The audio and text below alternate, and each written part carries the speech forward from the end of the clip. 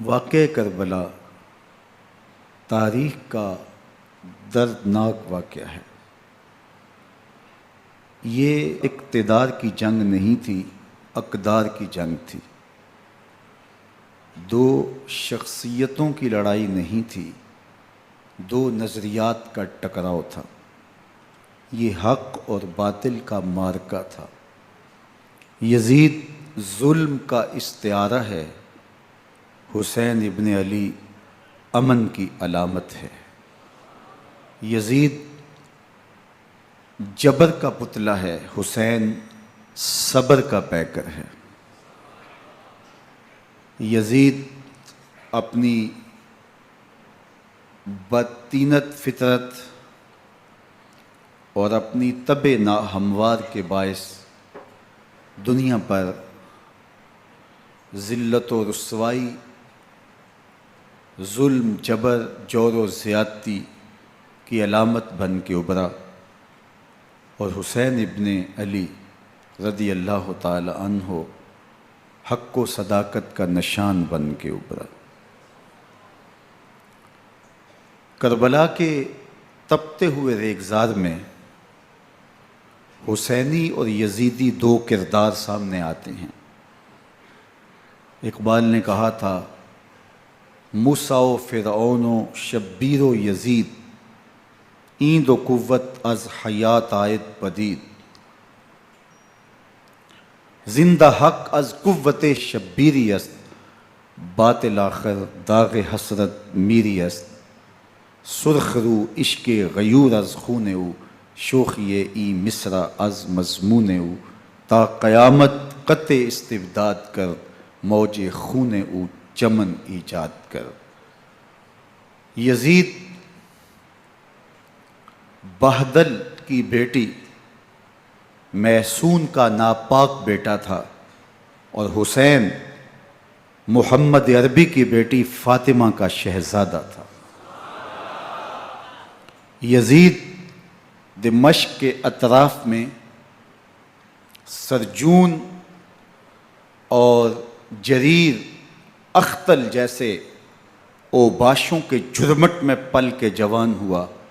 حسین کے گھر کا دروازہ مسجد نبوی کے اندر کھلتا تھا۔ یزید نشے میں دھت ہو کر کے نمازیں چھوڑ دیتا تھا۔ حسین کی کربلا کے اندر بھی نماز تہجد قضا نہیں ہوئی۔ یزید ظلم کا دوسرا نام ہے، حسین امن کی علامت ہے۔ یزید نے زندگی میں ایک مرتبہ حج کیا اور شراب کے مٹکے ساتھ لے کے آیا، اور اختل اور دیگر گویوں اور مغنیوں کو اپنے ساتھ رکھا تاکہ سفر آسانی سے کٹے۔ حسین ابن علی نے 25 حج سواری ہونے کے باوجود پیدل کیے۔ یزید حج بیت اللہ کے بعد مدینہ المنورہ آیا اور شراب کی ایک مجلس بپا کی۔ حضرت امام حسین رضی اللہ تعالی عنہ جب وہاں پہنچے تو شراب کی پھیلی ہوئی بدبو کو محسوس کرتے ہوئے فرمایا، یہ بو کیسی ہے؟ تو نشے میں دھت یزید بولا، یہ شام میں بنتی ہے، اور ایک جام منگوایا اور اس کو پیتے ہوئے دوسرا جام حضرت امام حسین رضی اللہ تعالی عنہ کی طرف بڑھاتے ہوئے کہا، ابا عبداللہ لیجئے۔ تو حضرت امام حسین رضی اللہ تعالی عنہ نے فرمایا، میں اس کی طرف دیکھتا بھی نہیں ہوں، اور پھر وہ عشقی اشعار پڑھنے لگا۔ جب یزید کی شراب نوشی کا منظر امام حسین رضی اللہ تعالی عنہ اپنی آنکھوں سے دیکھ چکے تھے، تو مجھے بتاؤ یزید کے ہاتھ پہ امام حسین کا پاک ہاتھ کیسے آتا؟ حضرت امام حسین رضی اللہ تعالی عنہ جس ماحول میں پلے تھے، جس ماحول میں پرورش پائی تھی، جس ماحول میں رہے تھے، وہ پاکیزہ اور تقدس مآب ماحول تھا۔ اور یزید کبھی اطراف دمشق میں، کبھی غوطہ میں، کبھی الخضرہ محل میں، اور کبھی کہاں داد عیش دیتا رہا اور لہو و لعب کے اندر مصروف رہا، اور اس کی زندگی ان چیزوں سے عبارت تھی۔ وہ محرمات کو حلال قرار دیتا، شراب نوشی اس کی ہڈیوں میں رچی ہوئی تھی، اور شریعت بیضا کا مذاق اڑایا کرتا۔ اور حسین ابن علی رضی اللہ تعالی عنہ کی دوستیاں جن لوگوں سے تھی وہ عبداللہ ابن عباس تھے، عبداللہ ابن عمر تھے، حضرت عبد الرحمن بن ابو بکر رضی اللہ تعالی عنہ تھے۔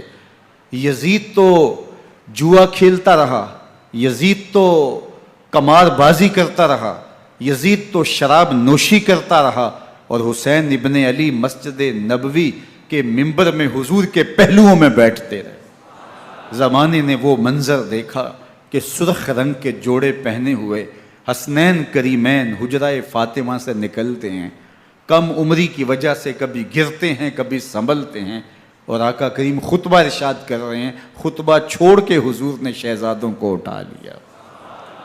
وہ منظر بھی زمانے نے دیکھا۔ حضرت عبداللہ بن شداد کہتے ہیں کہ حضور سجدے میں تھے اور سجدہ اتنا طویل ہو گیا، ہمیں لگا یا تو وحی کا نزول ہو رہا ہے یا پھر اللہ کا حکم آ گیا اور اللہ کے محبوب کی روح قبض کر لی گئی۔ لیکن میں نے جب نظریں اٹھا کے ننکیوں سے دیکھا تو کیا منظر تھا کہ حسین ابن علی حضور کی پشت پہ بیٹھے ہوئے اور میرے آقا سجدے کو طول دے رہے ہیں۔ اللہ اکبر! حسین کے لیے پیغمبر کے سجدوں کو طول دیا جا رہا ہے۔ حسین ابن علی کبھی ممبر پہ حضور کی اطراف میں بیٹھتے ہیں، وہ منظر بھی دنیا نے دیکھا کہ حضور کے مبارک کندھوں پر حسین ابن علی بیٹھے ہیں اور حضور کی زلفوں کو پکڑا ہوا ہے۔ تو حضرت عمر رضی اللہ تعالیٰ عنہ دیکھ کے کہتے ہیں واہ واہ کیسی سواری میسر آئی حسین ابن علی کو۔ تو میرے آقا مسکرا کے کہتے ہیں عمر سواری دیکھتے ہو سوار بھی تو دیکھو۔ اللہ اکبر! حضرت اسامہ بن زید بن حارثہ رضی اللہ تعالیٰ عنہ فرماتے ہیں رات کا ایک پہر گزر گیا اور مجھے حضور سے کوئی کام تھا، میں آقا کریم کی خدمت میں حاضر ہوا، در دولت پہ دستک دی، حضور تشریف لائے تو چادر اوڑی تھی، بکل کی ہوئی تھی میرے حضور نے، تو میں نے اپنی حاجت کہی تو حضور نے میری حاجت پوری کر دی۔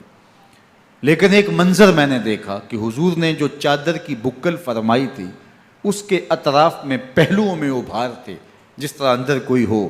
مجھ سے نہ رہا گیا، میں نے پوچھ لیا، میں نے کہا بندہ نواز چادر کے اندر کیا ہے؟ فَكَشَفَهُ، تو حضور نے چادر کو کھول دیا۔ فَإِذَا الْحَسَنُ وَالْحُسَيْنُ عَلَىٰ وَرِكَيْهِ، تو کہتے ہیں میں نے اپنی آنکھوں سے دیکھا ایک پہلو سے امام حسین لپٹے ہوئے تھے، ایک پہلو سے امام حسن لپٹے ہوئے تھے۔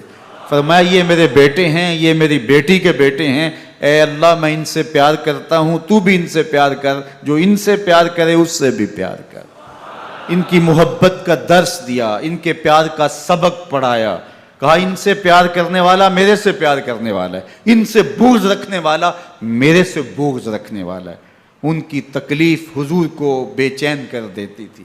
حضرت سیدہ فاطمہ الزہرا رضی اللہ تعالی عنہ کے گھر کے قریب سے گزرے تو حضرت امام حسین کے رونے کی آواز آ رہی تھی، تو آقا کریم علیہ السلام نے فرمایا کہ فاطمہ حسین کو چپ کرواؤ، الا تعلمی ان بقاءہ یوزینی، تو جانتی نہیں حسین کا رونا مجھے دکھ دیتا ہے۔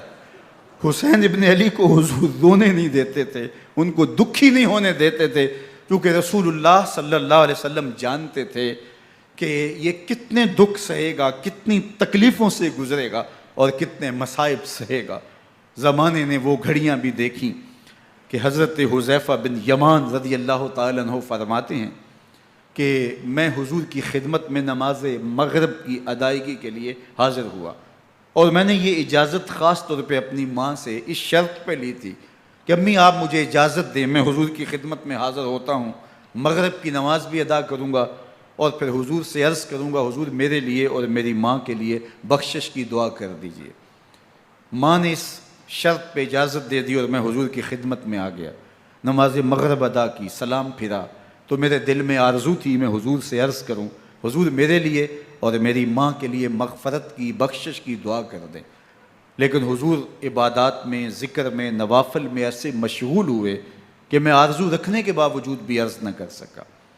خیر نماز عشاء کا وقت ہوا، اذان پکاری گئی، حضور مصلی پہ آئے، نماز پڑھی، سلام پھرا، تو میرے دل میں پھر خیال آیا کہ ماں سے ایک نماز کی چھٹی لی تھی، نمازیں بھی 2 ہو گئیں، ماں نے جاتے پوچھنا ہے حضور سے میرے لیے اور اپنے لیے مغفرت کی، بخشش کی دعا کروائی تھی، تو کیا جواب دوں گا؟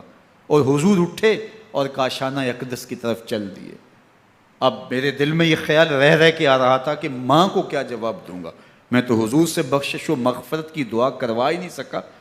جب حضور چل پڑے تو غیر ارادی طور پہ میں بھی حضور کے پیچھے چل پڑا۔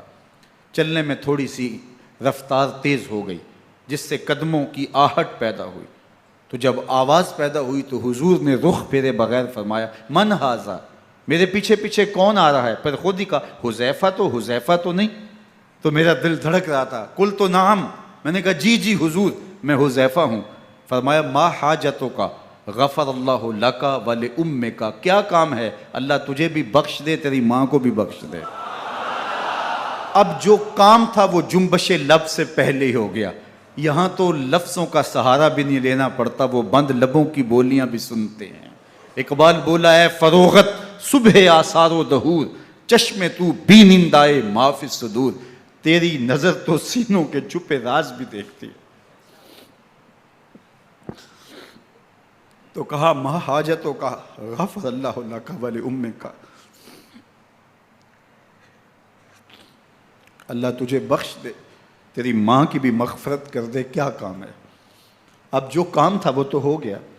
تو میرے حضور نے ارشاد فرمایا حذیفہ سنو، ابھی ایک فرشتہ آیا ہے جو اس سے قبل دھرتی پر پہلے کبھی نہیں آیا، آج پہلی مرتبہ اللہ سے اجازت لے کے 2 کام کرنے آیا ہے، ایک تو مجھے سلام کرنے آیا ہے اور دوسرا خوشخبری دینے آیا ہے کہ آپ کی بیٹی فاطمہ جنتی عورتوں کی سردار ہے اور حسن اور حسین جنتی جوانوں کے سردار۔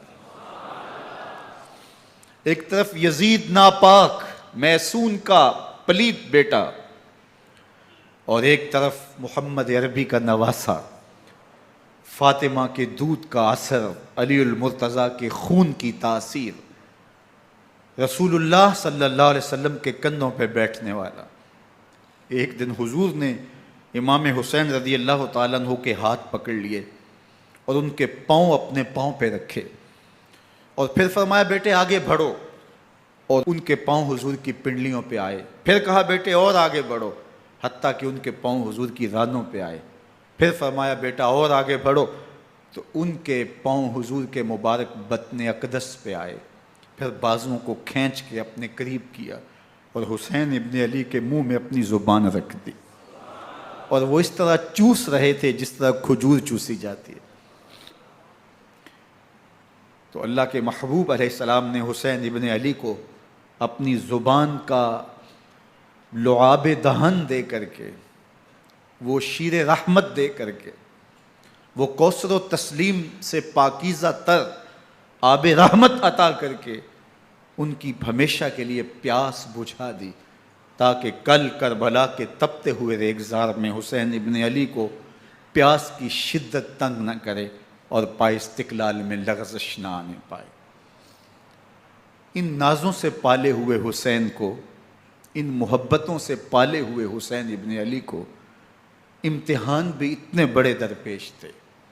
یاری تیری سونا پر ازمیشاں تیریاں اگ، سونا پرکھیا جامدہ ہے نال اگاں دے لگ۔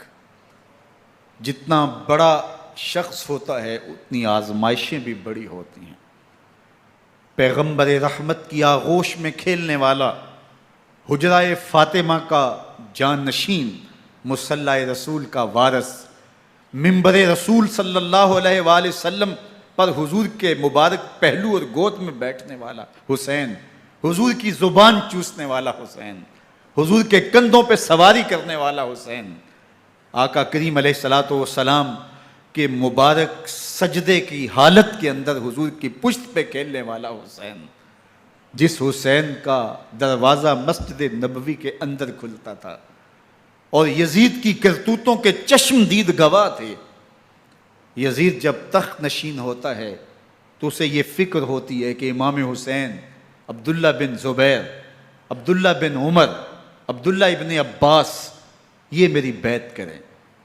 اور وہ ولید بن عقبہ کو لکھتا ہے کہ ہر صورت میں ان کی بیعت لو، اور اگر بیعت نہ دیں تو سختی کرو۔ حضرت امام حسین رضی اللہ تعالی عنہ کو بلاوا آتا ہے کہ آپ کو دارالامارت میں گورنر ہاؤس میں بلایا جا رہا ہے، ولید بن عقبہ کا پیغام آپ کو پہنچتا ہے۔ آپ اس وقت فرماتے ہیں کہ اس وقت جو پیغام پہنچا ہے وہ کسی خطرے سے خالی نہیں ہے، تو کچھ سواروں کو ساتھ لیا، کہا تم دارالامارت کے باہر کھڑے رہنا، اگر میری آواز بلند ہوئی تو اندر آ جانا، ورنہ تم انتظار کرنا۔ آپ اندر گئے۔ ولید بن عقبہ نے مروان کو بھی بلایا تھا۔ مروان بن حکم یہ گورنر مدینہ ولید سے پہلے رہ چکا ہے، تو اس نے مشورہ دیا کہ سختی کی جائے۔ خیر ولید بن عقبہ نے کہا کہ یہ خط ہے، حضرت امیر معاویہ کا انتقال ہو گیا اور یزید تخت نشین ہوا ہے، لہٰذا وہ آپ سے بیعت کا مطالبہ کرتا ہے۔ تو حضرت امام حسین رضی اللہ تعالیٰ عنہ نے فرمایا کہ میرے جیسا شخص یوں چھپ کے بیعت نہیں کر سکتا، اور آپ واپس پلٹے۔ مروان بن حکم نے ولید بن عقبہ کو کہا کہ یہ موقع ہے جانے نہ دیا جائے، اگر یہ نکل گئے تو دوبارہ تم قابو نہیں پا سکو گے، اور انہیں یہیں قتل کر دیا جائے۔ حضرت امام حسین رضی اللہ تعالیٰ عنہ نے یہ بات سن لی۔ کہتے ہیں حضرت امام حسین انہی قدموں کے بل واپس پلٹے اور مروان بن حکم سے مخاطب ہو کے کہا، مروان کیا بول رہا ہے؟ وہ خاموش ہو گیا۔ فرمایا تو جانتا نہیں ہم کون ہیں؟ آنا حسین ابن علی ابن ابی طالب، میں حسین ہوں، میں علی کا بیٹا ہوں، ہمارے گھر میں قرآن اترتا رہا ہے، وحی کا نزول ہوتا رہا ہے، اور یزید فاسق ہے، فاجر ہے، مسلمانوں کا قاتل ہے اور شرابی ہے، میں ڈنکے کی چوٹ پہ یزید کی بیعت سے انکار کرتا ہوں۔ بس حیدری کچھار سے محمدی شیر نکل آیا ہے۔ اب اوسان خطا ہو گئے، راستہ چھوڑ دیا، واپس آئے، سیدہ زینب سے ملے، کہا مدینے کو چھوڑنا پڑے گا۔ کہا بھیا کیا ہوا؟ کہا یزید بیعت لینے پہ مصر ہے اور میں کسی صورت بھی بیعت نہیں کروں گا۔ رسول اللہ کا مدینہ ہمارے خون سے لالا زار بنے گا، میں نہیں چاہتا کہ حضور کے شہر نور کی حرمت پامال ہو۔ دوستو وہ کیسا منظر ہوگا جب حسین ابن علی نے آخری حاضری حضور کے روضے پہ دی ہوگی۔ حاجی یا معتمر 10 دن کے لیے، 8 دن کے لیے، 20 دن کے لیے مدینہ المنورہ عارضی سکونت اختیار کرتا ہے، اور حضور کے روضہ انور سے، اس شہر نور سے، ان گلیوں سے، ان بام و در سے ایسا مانوس ہو جاتا ہے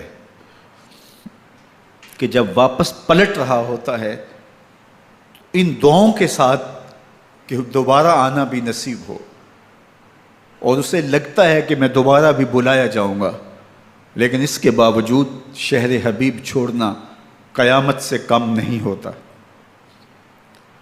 اعظم چشتی مرحوم آخری بار جب حضور کے روضہ انور پہ گئے تو بیمار تھے، ویل چیئر پہ تھے۔ باب بقی سے باہر نکلے تو خادم سے کہا کہ میری ویل چیئر پیچھے سے کھینچو تاکہ میرا رخ روضہ انور کی طرف رہے، اور وہ پیچھے سے کھینچتا چلا جا رہا ہے، اور جب باب مکہ سے پیچھے جنت البقیع کے قریب سے گنبد خضرا نگاہوں سے اوجل ہونے لگا تو اعظم چشتی مرحوم نے کہا، جان بدن سے نکلتی ہے اعظم، جان بدن سے نکلتی ہے اعظم، کوئی آسان ہے مدینے سے جدا ہونا، کوئی آسان ہے مدینے سے جدا ہونا۔ یہ اس شخص کی کہانی ہے جو 10 دن، 5 دن، مہینہ، 2 ماہ وہاں رہتا ہے، اور پھر اس شہر کو چھوڑ کے آنا اس کے لیے آسان نہیں ہوتا۔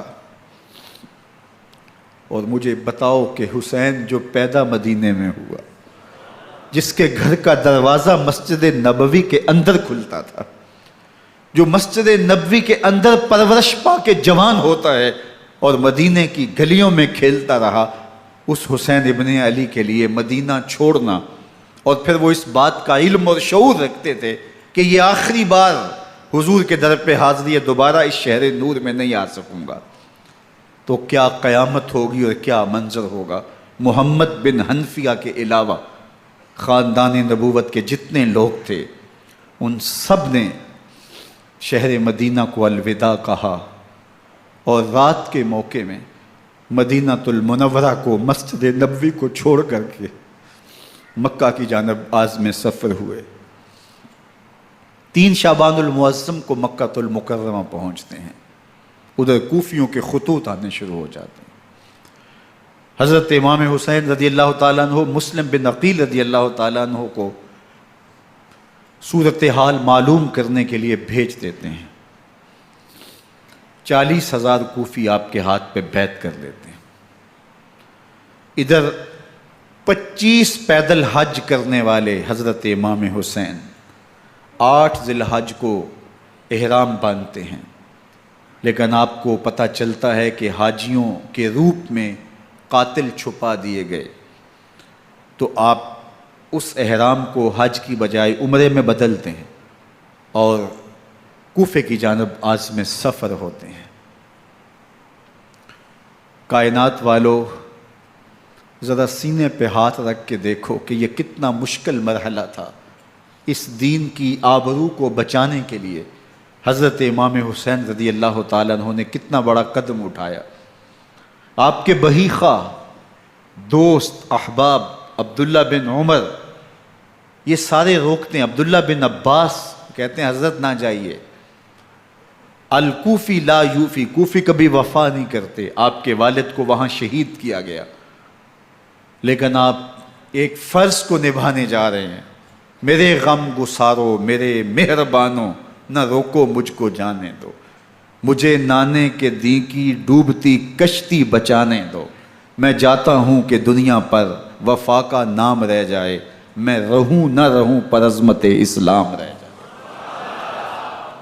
میں نہیں جاتا تو نبی کے گھر کی آن جاتی ہے، میں نہیں جاتا تو نبی کے گھر کی آن جاتی ہے، تمہارا دین جاتا ہے، میری غیرت ایمان جاتی ہے۔ حضرت امام حسین یہاں سے چلتے ہیں، ابھی راستے میں ہی پہنچتے ہیں کہ یہ خبر آتی ہے کہ کوفے والوں نے بے وفائی کر دی، حضرت مسلم بن عقیل رضی اللہ تعالیٰ عنہ کو شہید کر دیا گیا، نعمان بن بشیر معزول کر دیے گئے، ابن مرجانہ ابن زیاد وہاں متعین کر دیا گیا جو سخت گیر شخص تھا، اور اس نے لوگوں کو ڈرایا، دھمکایا، اور کوفے کے لوگوں کے دل بدل گئے اور وہ بیعتیں توڑنے لگے۔ وہ منظر مسجد کوفہ کا کتنا دلگداز تھا، جب امام نماز کے لیے کھڑے ہوئے تو 40,000 لوگ آپ کے پیچھے تھا۔ جب سلام پھیرا اور امام نے دیکھا کہ پیچھے لوگ نہیں ہیں، پھر لوگوں نے اپنے دروازے بھی بند کر لیے۔ رات کی تنہائیاں ہیں اور حضرت مسلم بن عقیل کو کوئی پناہ دینے والا نہیں ہے، لوگوں نے دروازے بند کر لیے کہ کہیں ہمارے گھر میں نہ آ جائیں اور ہم مشقت اور حکومتی تشدد کا شکار نہ ہوں۔ کتنا دردناک لمحہ ہے حضرت مسلم بن عقیل رضی اللہ تعالیٰ عنہ پہ، اور پھر حضرت مسلم بن عقیل بے دردی سے شہید کر دیے جاتے ہیں۔ آپ ابھی راستے میں ہیں، یہ ساری کہانی پہنچتی ہے کہ حضرت مسلم شہید کر دیے گئے اور بے دردی سے شہید کر دیے گئے۔ وہ جنہوں نے خط لکھے تھے کہ ہم آپ کے ساتھ ہیں اور ہم منتظر ہیں، چشم برا ہیں، آپ کے قدموں کی چاپ سننے کے لیے بےتاب ہیں، آج انہوں نے بیعتیں توڑ دی۔ 40,000 کوفی منحرف ہو گئے۔ مسجد کوفہ کا وہ منظر کس قدر روح کو تڑپا دینے والا تھا۔ ہم پچھلے سال عصر اور مغرب کے درمیان جب کوفہ پہنچے تو سورج ڈوبنے کے قریب تھا۔ میں نے اپنی زندگی میں اتنا اداس موسم کہیں نہیں دیکھا جتنا اداس موسم کوفے میں دیکھا۔ ایسے لگتا تھا جس طرح کوفے کی آب و ہوا آج بھی شرمندہ ہے۔ جو مسلم بن عقیل اور خاندان نبوت کے ساتھ اہل کوفہ نے کیا، حضرت امام حسین رضی اللہ تعالیٰ عنہ کو ان کے بہی خواہوں نے، اعزاء نے، اقربا نے، دوستوں نے، آوان و انصار نے، ساتھیوں نے کہا کہ حضرت حالات یکسر تبدیل ہو گئے، اب ہمیں مراجعت کر جانی چاہیے، واپس پلٹ جانا چاہیے۔ تو حضرت امام حسین کافی سوچ بچار میں رہے، پھر اس کے بعد آپ نے فیصلہ کیا کہ ہم آگے بڑھیں گے۔ دوستوں نے کہا کہ حضرت اگر آپ آگے بڑھیں گے تو ہمیں لگتا ہے کہ وہ آپ کے ساتھ سلوک اچھا نہیں کریں گے اور آپ بچوں کے سامنے پیاس سے شہید کر دیے جائیں گے۔ تو حضرت امام حسین رضی اللہ تعالیٰ عنہ نے وہاں ایک خطبہ ارشاد فرمایا کہ لوگوں تم جو مجھے بتا رہے ہو مجھے اچھی طرح معلوم ہے، جو تم مجھے منظر پیش کر رہے ہو وہ میری نگاہوں میں ہے، اور جو کچھ ہونے والا ہے چشم تصور وہ منظر دیکھ رہی ہے۔ چونکہ حضرت امام حسین رضی اللہ تعالیٰ عنہ کی شہادت کی خبر حضرت امام حسین کے پیدا ہوتے ہی خاندان نبوت میں عام تھی۔ حضور علیہ الصلوۃ والسلام کو یہ بات جبریل امین نے آ کے بتائی تھی جب حسین ابن علی کے ساتھ حضور محبت کا اظہار کر رہے تھے، تو یہ جبریل امین نے آ کے کہا تھا حضور آپ کا یہ بیٹا ارض طف میں شہید کر دیا جائے گا، اور کربلا کی مٹی لا کے حضور کو دی اور ام سلمہ کو حضور نے عطا کر دی۔ حضرت ام سلمہ کہتی ہیں کہ ایک دن میں سوئی تو خواب دیکھا کہ حضور کے مبارک بال بکھرے ہوئے ہیں اور سخت پریشان ہیں، تو میں نے کہا کہ حضور آپ کی یہ کیا حالت ہے؟ وَبِيَدِهِ قَارُورَةٌ، اور حضور کے ہاتھ میں ایک شیشی ہے، فِيهَا دَمٌ، جس کے اندر خون ہے۔ تو میں نے کہا حضور یہ کیا؟ فرمایا میں قتل گاہ حسین سے آ رہا ہوں اور یہ حسین ابن علی کا خون ہے۔ تو کہا 10 محرم کا دن تھا، دوپہر کا یہ منظر تھا، میں کیلولہ کر کے اٹھی، جب میں نے دیکھا تو وہ شیشی جس میں کربلا کی مٹی رکھی تھی وہ خون بن چکی تھی۔ تو یہ خبر پہلے دی گئی تھی، یہ بتا دیا گیا تھا۔ فرمایا میرے دوستو جو تم مجھے بتاتے ہو میں اس سے بے خبر نہیں ہوں، یہ سب کچھ ہونے والا ہے، لیکن اس کے باوجود میں کیوں جا رہا ہوں؟ تو آپ کا ایک تاریخ ساز جملہ ہے جو کربلا کے فلسفے کو ہمارے سامنے رکھتا ہے کہ یہ اتنا بڑا امتحان کیوں دیا۔ حضرت امام حسین رضی اللہ تعالیٰ عنہ نے فرمایا وَلَكُمْ فِي أُسْوَةٌ، میں اس لیے جا رہا ہوں قیامت تک ظلم، جبر اور ناانصافی کے خلاف کھڑے ہونے والوں کے لیے کوئی نمونہ تو ہو۔ میری زندگی قیامت تک ظلم، جبر اور استحصالی نظام کے خلاف کھڑے ہونے والوں کے لیے نمونہ ہے۔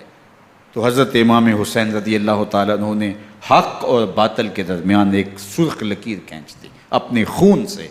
اب حق اور باطل کا امتیاز کرنا مشکل نہیں ہے، کوئی باطل پہ اڑا رہے تو الگ بات ہے، لیکن امتیاز کرنا مشکل نہیں ہے۔ حدود بالکل واضح کر دیں۔ اقبال نے یہاں کتنی خوبصورتی کے ساتھ اس مضمون کو نبھایا۔ سرخ رو عشق غیور از خون او، شوخی این مصرع از مضمون او، تا قیامت قطع استبداد کر، موج خون او چمن ایجاد کر۔ ایک جہاں آباد کر دیا، حق اور باطل کی راہیں اجال دی۔ اب لوگوں کو یزید کا چہرہ پہچاننے میں دیر نہیں لگتی، وقت کے ہر یزید کا چہرہ آسانی سے پہچانا جا سکتا ہے۔ یہ معرفت زمانے کو کروائی کس نے؟ حسین ابن علی نے کروائی رضی اللہ تعالی عنہ۔ تو حضرت امام حسین نے فرمایا کہ جو میرے ساتھ ہونے والا ہے میں اچھی طرح جانتا ہوں، لیکن میں اس کے باوجود آگے بڑھوں گا۔ پھر بڑھے اور کربلا میں جا کے خیمہ زن ہو گئے۔ 7 محرم کو پانی بند کر دیا گیا، پانی بند ہوا تو کھانا بھی میسر نہیں تھا، لیکن ذکر پانی کا ہوتا ہے اس لیے کہ کھانے کے بغیر انسان کئی دن کاٹ لیتا ہے، لیکن پانی کے بغیر گزر نہیں ہوتی۔ تو فرات کی نہر سامنے اپنی موجوں کے ساتھ چمک رہی ہے، لیکن ایک قطرہ آب بھی آل رسول کو نہیں دیا جا رہا۔ کائنات کے اندر ایسے انوکھے امتحان بھی ہوتے ہیں۔ وارث ہوں ساقی کوثر کے، مالک ہوں حوض کوثر کے، اور بیٹے ہوں ساقی کوثر کے، اور آج ایک بوند پانی کی بھی میسر نہ ہو۔ صبر کا امتحان ہے، عزیمت کا امتحان ہے۔ حضرت امام حسین رضی اللہ تعالیٰ عنہ خیمہ زن ہو گئے۔ 3 دن تک پانی بند رہتا ہے، 9 محرم کو رات کی تنہائی میں حملہ آور ہونا چاہتے ہیں، لیکن آپ نے کہا کہ ہمیں اللہ کے حضور عبادت اور ذکر کے لیے وقت دیا جائے۔ ساری رات ذکر میں گزرتی ہے، عبادات میں گزرتی ہیں۔ رات کے اندھیرے میں آپ چراغ بجھا دیتے ہیں۔ آوان و انصار کو کہتے ہیں کہ ان کی دشمنی میرے ساتھ ہے، انہیں میرا خون چاہیے، اگر تم رات کی تاریکی میں نکل جاؤ تو میں تم سے کوئی مواخذہ نہیں کروں گا، اور یہ بھی تمہارا پیچھا نہیں کریں گے، اس لیے کہ ان کا مطلوب تم نہیں ہو، ان کا مطلوب میں ہوں۔ جب چراغ جلایا تو کوئی بھی نہیں گیا۔ مسلم بن نوسجہ کھڑے ہو کے کہتے ہیں حضرت اگر ہمارے بدن کو 70 بار کاٹا جائے اور جلایا جائے اور ہواؤں میں اڑا دیا جائے پھر بھی آپ کا ساتھ نہیں چھوڑیں گے۔ 70 سال کے بوڑھے ہیں حبیب بن مظاہر، کہتے ہیں حضرت آپ کو چھوڑ کے جائیں کہاں، آپ کو چھوڑ کے جائیں کہاں؟ کوئی ساتھ چھوڑنے کے لیے تیار نہیں ہے۔ پیاس ہے، سخت گرمی ہے، کربلا کا ماحول ہے، 72 افراد اور خاندان کی خواتین میدان کربلا میں خیمہ زن ہیں۔ دوسری طرف لشکر اعداء اشقیا 22,000 کی تعداد میں مقابلے میں، ایک روایت 30,000 کی ہے۔ ان صرف 72 پیاسے لوگوں کے لیے اتنے لوگوں کو جمع کرنے کا مقصد خوف زدہ کرنا تھا۔ شرط ہے کہ یا یزید کی بیعت کر لیں، محاصرے توڑ دیں گے، پانی دستیاب ہوگا، اعزاز و اکرام سے نوازا جائے گا، خزانوں کے منہ کھول دیے جائیں گے۔ لیکن حسین ابن علی کہتے تھے سب کچھ لٹ جائے گا، باطل کے ہاتھ پہ ہاتھ نہیں رکھوں گا۔ اللہ اکبر۔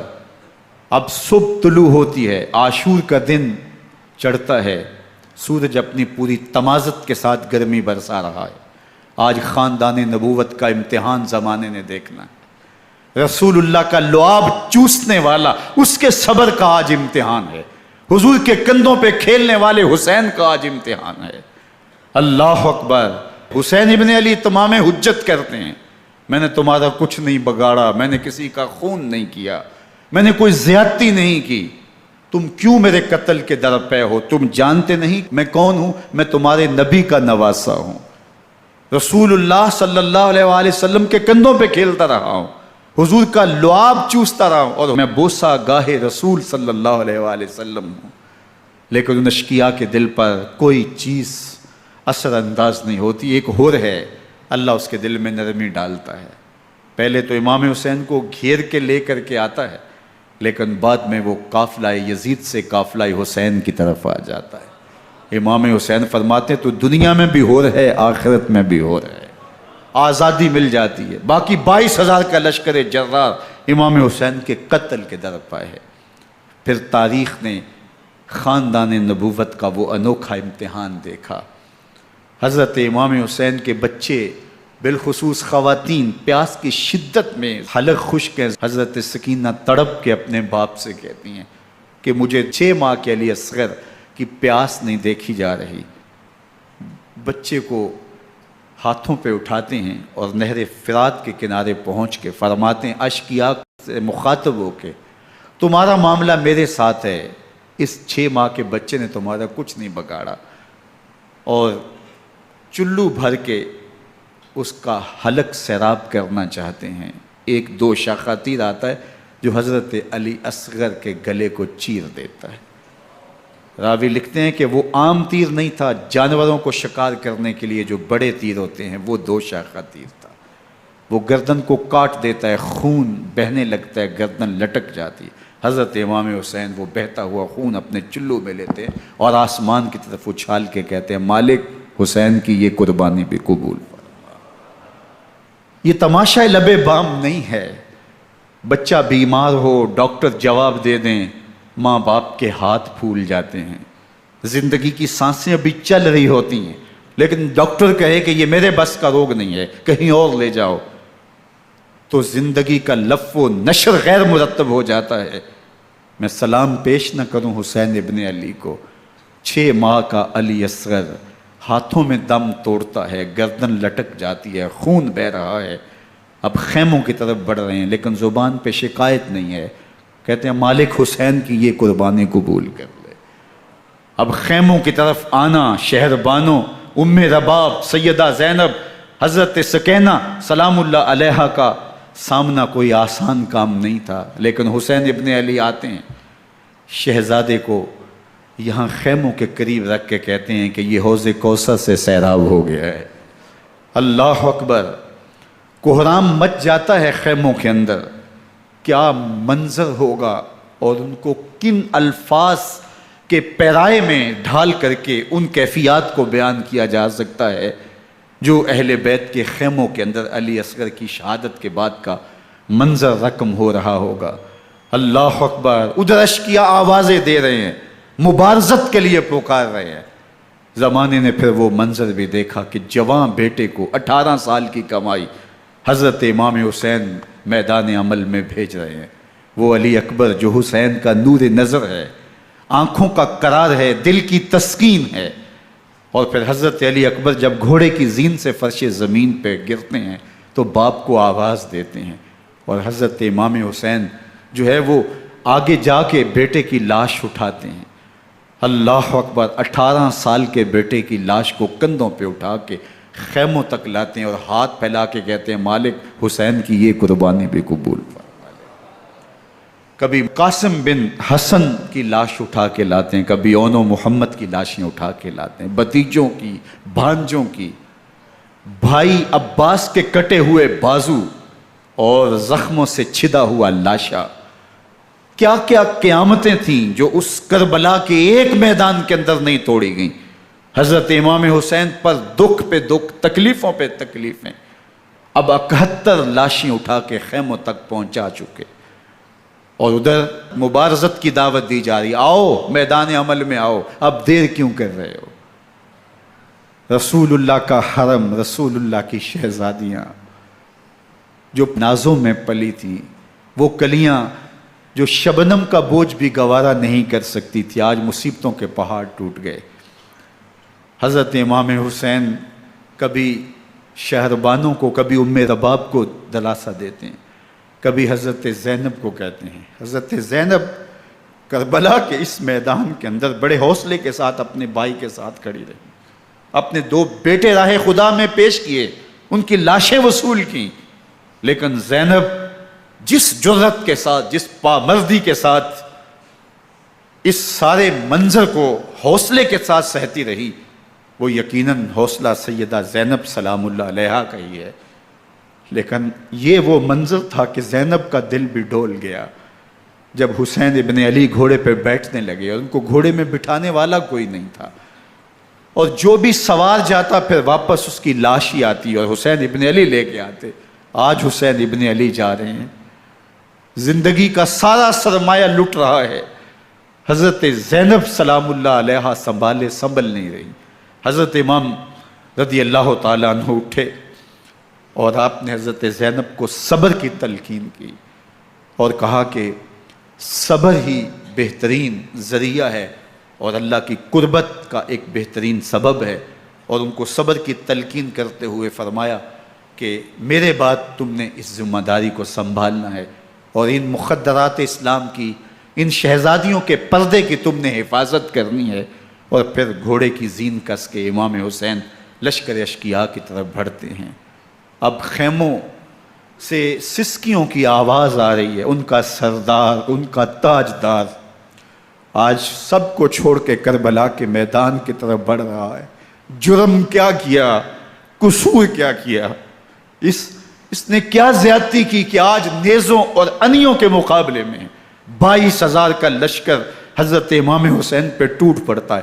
آپ پھر اتمام حجت کرتے ہیں، میں نے کسی کو قتل نہیں کیا، خون ناحق نہیں بہایا، میرے خون کے درپے کیوں ہو، اپنی آخرت کیوں برباد کرتے ہو، تم جانتے نہیں میں کون ہوں، میں تمہارے نبی کا نواسا ہوں۔ لیکن ابن زیاد کہتا ہے مقابلے میں آؤ۔ پھر حضرت امام حسین رضی اللہ تعالیٰ عنہ مقابلے میں آتے ہیں، اور جب گھوڑے کو ایڑ لگا کے دشمن اشقیاء پہ ٹوٹتے ہیں تو پھر ایسا منظر ہوتا ہے کہ وہ بھیڑ بکریوں کی طرح آگے بھاگتے ہیں۔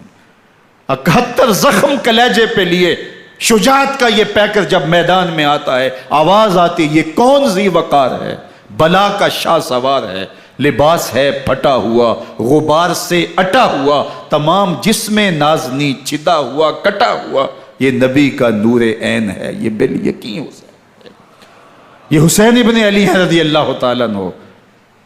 پھر چاند بادلوں میں گھر جاتا ہے، شامی غنڈے تیر برساتے ہیں، تلواروں سے آپ کے بدن پر ضربیں لگاتے ہیں اور نیزوں سے آپ کے بدن کو پرو دیتے ہیں۔ جب آپ کا پیراہن بعد میں اتارا گیا تو آپ کے پیراہن میں 122 سوراخ تیروں کے تھے، 33 زخم تلواروں کے اور 34 گھاؤ نیزوں کے تھے۔ جب گھوڑے کی زین سے فرش زمین پر آئے، بدن چھلنی تھا، زخم زخم سے خون بہ رہا تھا، 3 دن کا پیاسا حسین، اللہ اکبر، بدن زخموں سے چور، 71 لاشیں کلیجے پہ لیے، مخدرات اسلام کے پردے کا خیال دل میں الگ ہے، لیکن گھوڑے کی زین سے جب فرش زمین پہ امام حسین آتے ہیں، زبان پہ ہائے نہیں، نالا و شیون نہیں، چیخ و پکار نہیں، آتے ہی پیشانی سجدے میں رکھتے ہیں اور پکارتے ہیں اللہم ردن بقضائک وصبرن علی بلائک تسلیما لامرک سبحان ربی الاعلی۔ مالک گھر لٹا کے، بچے لٹا کے، خاندان سب کچھ قربان کر کے، اپنے بدن کو زخموں سے چھلنی کروا کے، تیروں اور نیزوں کی انیوں سے اپنے آپ کو زخمی کروا کے، تیرے حضور سر جھکا کے یہ اقرار کرتا ہوں کہ حسین تیری تقدیر پہ راضی ہے، مالک تو بھی بتا، تو بھی حسین پہ راضی ہوا ہے کہ نہیں ہوا؟ آواز آ رہی ہے، اس پیاسے پر علی شیر خدا کو ناز ہے، اس نواسے پر محمد مصطفیٰ کو ناز ہے، اوروں نے بھی سجدے کیے پر اس کا عجب انداز ہے، اس نے وہ سجدہ کیا جس پر خدا کو ناز۔ حسین ابن علی رضی اللہ تعالیٰ عنہ کا سر انور دستے قاتل نے تب کاٹا جب وہ سجدے میں جھکا ہوا تھا۔ یزید نے کہا میں بیعت لوں گا، امام حسین نے کہا کبھی بھی نہیں دوں گا، یہ سر کٹ سکتا ہے جھک نہیں سکتا۔ سر کاٹ کے نیزے کی نوک پہ چڑھا دیا گیا اور یہ اس بات کا اعلان تھا کہ ہم جیت گئے اور حسینی ہار گئے، اور لشکر یزید میں غوغا مچ گیا، نقارے بجنے لگے کہ ہم جیت گئے، دیکھو امام حسین شہید کر دیے گئے، اور سر کاٹ کے نیزے کی نوک پہ چڑھایا گیا۔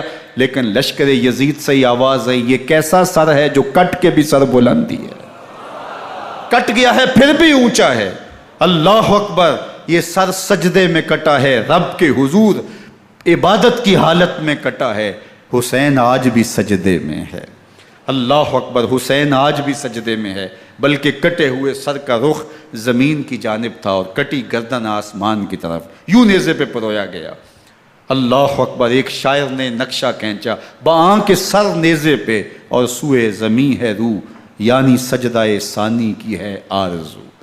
رکعت کے 2 سجدے ہوتے ہیں، ابھی ایک سجدہ ہوا تھا کہ دست قاتل نے سر کاٹ دیا، کہا حسین کی پیشانی میں دوسرے سجدے کی تمنا مچل رہی ہے۔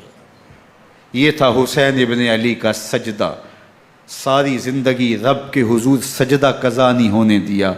آج پانی نہیں ہے، اللہ اکبر، آج تیمم کر لیتے ہیں، آج اپنے خون کو اوڑھ کر کے حسین نے اپنی پیشانی اپنے مالک کے حضور جھکا کر کے عظیمت کی وہ انوکھی داستان رقم کر دی کہ صدیاں گزرنے کے باوجود بھی ان کی یادوں کے چراغ روشن ہیں۔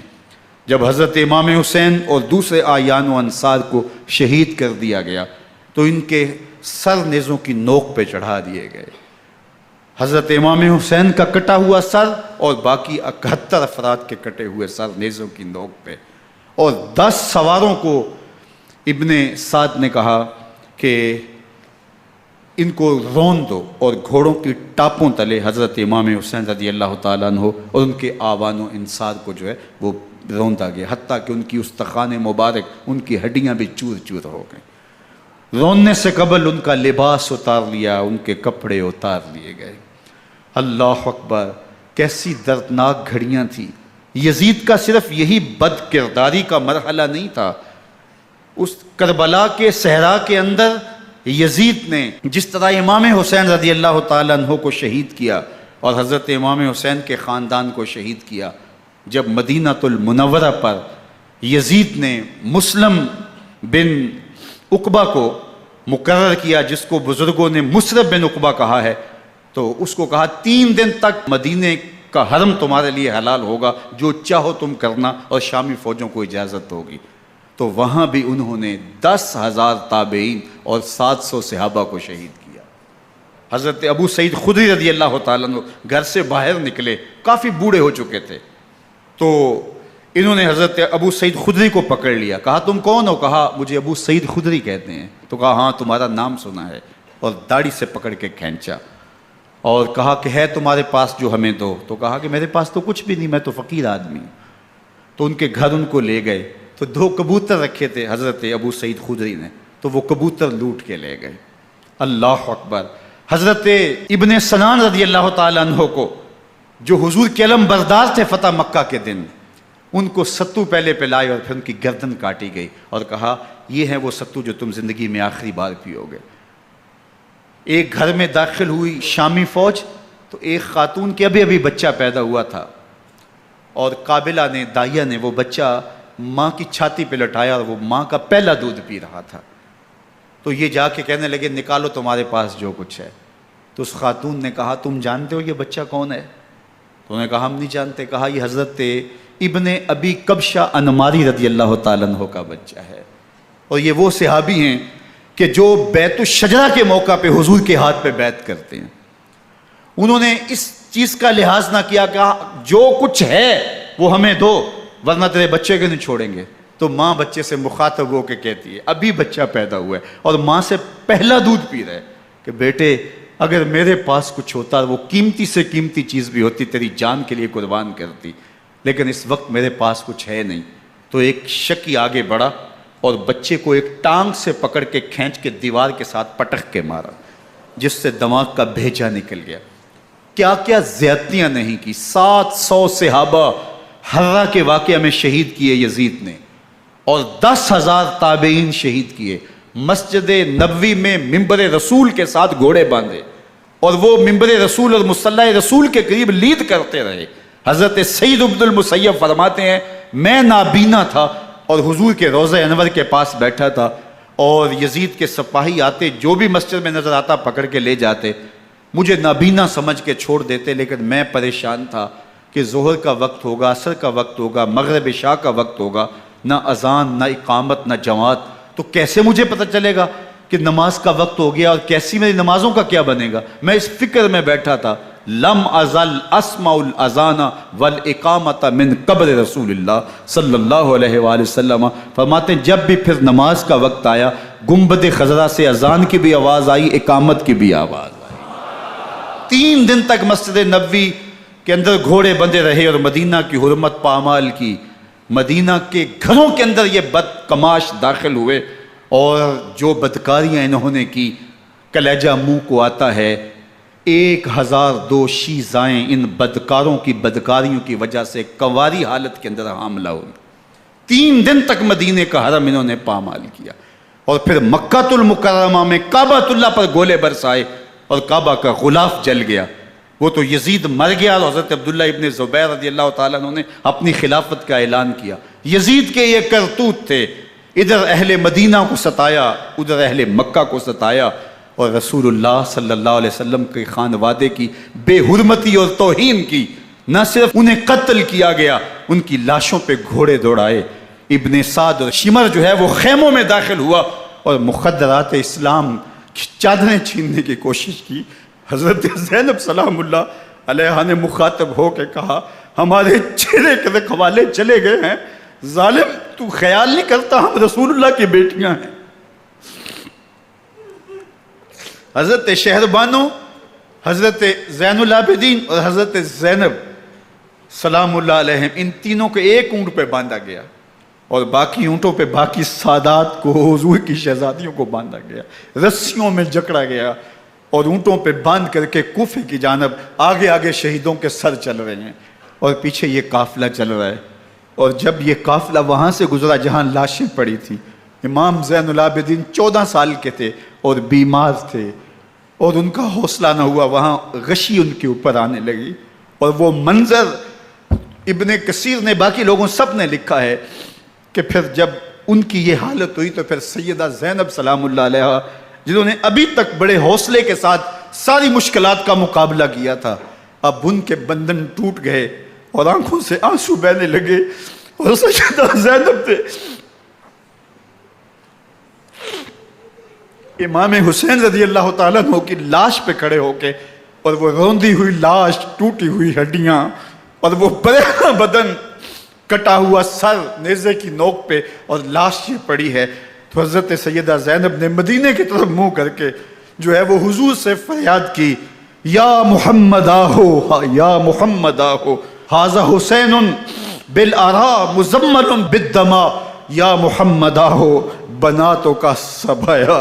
یا رسول اللہ، اے پیارے آقا، یا جد آہو، اے ہمارے نانا محترم، یہ دیکھیے آپ کا حسین پڑا ہوا ہے.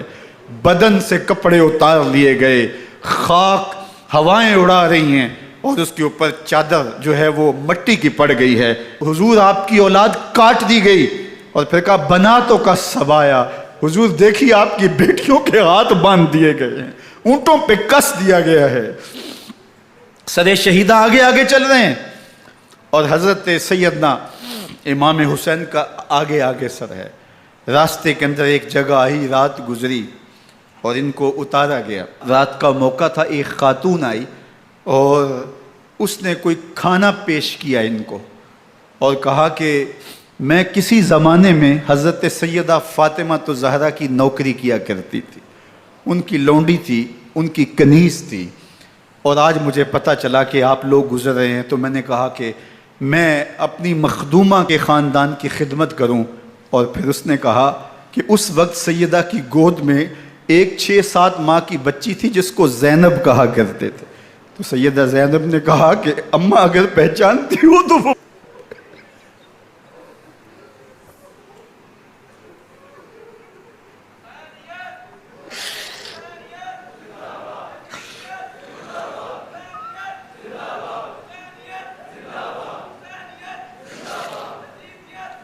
یہ تاراج اور لٹا ہوا کارواں پھر وہاں سے کوفے میں کیسے پہنچا، اور کوفے کے اندر سیدہ زینب سلام اللہ علیہا نے وہ یزید کے دربار میں، ابن زیاد کے دربار میں وہ جرأت آمیز جو باتیں کہیں.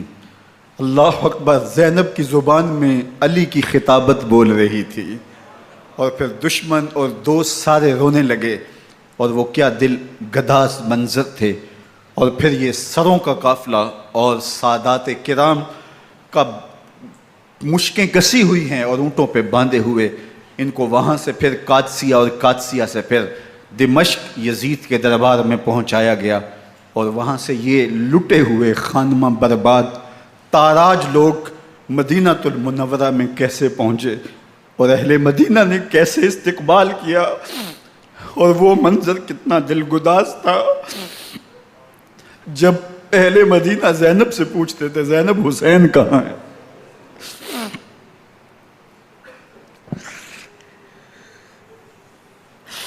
بے مروت بے وفا تیرا بھی کیا افسانہ ہے، جس نے اپنی ہی شمع کو گل کیا تو وہ پروانہ ہے. اپنے پیغمبر کے شہزادوں کو اور اپنے پیغمبر کی شہزادیوں کو جو دکھ اس امت نے دیے، یہ کائنات کی ایک انوکھی داستان ہے.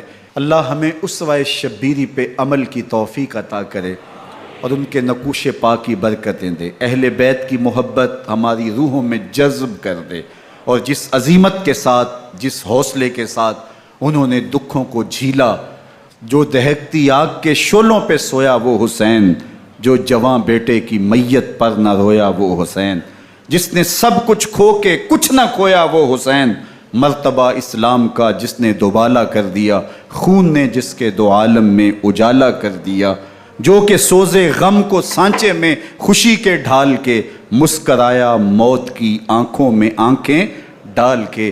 اے حسین ابن علی تم پر سلام، نازش آل نبی تم پر سلام. ذرا میرے ساتھ یہ پڑھ لیجئے، اے حسین ابن علی تم پر سلام، نازش آل نبی تم پر سلام، تم پہ لاکھوں رحمتیں لاکھوں سلام. اے شہیدان محبت کے امام، لالا گوں لالا بدن لالا کفن، اے چمن اندر چمن، زندگی ہی زندگی تیری حیات اے حیات اندر حیات اندر حیات، افتخار ملت بیضا ہے تو، رب کعبہ کی قسم یکتا ہے تو، فخر کا دل